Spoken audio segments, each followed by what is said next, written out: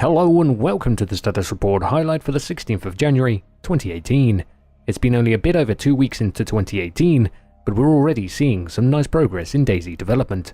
Eugen is providing a quick summary of our current production, Mirik and Victor detail their ongoing work on the new player character, among other things, and Adam opens up 2018 in style with a major update regarding water courses on Chernarus. As always, Beatty closes with our community content, this time rather unsurprisingly focusing on the bygone holiday season.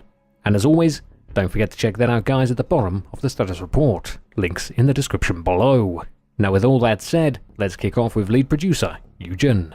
The year of DayZ is here, and the first 2 weeks of it are behind us. I'll be looking over the decision making and work happening during the recent ramp up, with the entire team fully focused on 0.63 experimental build delivery. We looked over the state of the game more energized after the holiday break, and came up with a selected subset of experimental features that will get us to a playable game state as soon as possible. Even with this goal of fast implementation in mind, we understand how critical it is to, after all the time with the legacy builds, get the game out in a good state, making sure that the long-standing issues that bother us all most get fixed for once: performance, stability, cheating prevention, and functional gameplay mechanics. We are aiming for a good balance of polish and progress, but don't get me wrong, 0.63 experimental and beta are still going to represent an early access game, so there will be issues. On the other hand, we will work with a faster iteration speed to fix the remaining issues, to implement remaining content and features from our beta experimental goals, and to go through all of your valuable feedback. The past 2 weeks were spent on actionable items mostly within the player character feature set. I'll try and explain in more detail what we are dealing with right now. Polishing prone mechanics. Besides waiting on polished animations and player prone turns, we still need to deal with the limitations of weapon movement and ground collision. It's slick as hell though. Tweaking the new melee combat prototype. Moving to the last iteration should bring us closer to final state and give us time to balance things out, damage and speed wise. There were some changes to control scheme and targeting options. Implementation of inverse kinematics on players' legs. Huge step towards a right balance of player turns. Functional system that prevents extreme zigzagging and visual fidelity of movement. Cleaning up error logs. Also looking into slimming the data and getting more order into the current state of things. We do come back regularly to clean up the mess in the logs and error messages in order to keep them in a readable state. Ladder climbing. The nearest major step in the new player movement implementation still needs more work on code, but script implementation is ready and waiting to be switched on. There is a lot more work that has been done these 2 weeks, but some of it is just at its very beginning. After we're done with the new player character, you'll see more stuff done on the infected side of things, and same goes for vehicles and helicopters. Once they are working and we have them in some presentable state on 0.63, you'll be the first to know. Now let's move on to lead gameplay programmer, Mirik. I'm afraid I don't have much to show you visually today, because a large amount of our work is still in progress. In any way, I still at least compiled a short list of what we're currently working on in the programming team. Client-side prediction of inventory actions. This ultimately means preventing network lags when players manage their inventory. The implementation is now done. We're fixing bugs that the change introduced in the game. Player character inverse kinematics for legs. The implementation is almost ready. Player character movement on ladders. Work is in progress. We're hoping to show some visuals in the next status report. Central economy. Dynamic spawn of items around the players. A system that can spawn items like stones, sticks or mushrooms around the player. This is in a prototype stage. We need to review the prototype with our game designers. And third-person camera collisions. Improvements in camera collision prediction. We're happy with the implementation now, but there's more tweaking to be done during beta. I hope you're not too disappointed for now, but I believe we're getting pretty close to showing you all more visual content in the following status reports, as we're making progress towards connecting new animations for the infected, as well as character animations related to vehicle interaction. These will keep us busy in February.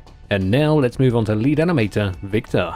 Hi there, the animation department is currently focused on a couple of player character features. Last week, there was a small motion capture session where we recorded a bunch of missing animations for prone, combat, ladders, as well as the first batch of unconscious state animations. Do you remember the prone GIF from the previous status report? Well, we have progressed with the prototype of this new prone behavior a bit. At the moment, the player character is able to turn on his back freely with every item, as well as aim and shoot with weapons. We have only the placeholder animations implemented at this time, so it's an ideal time to start replacing them with polished ones.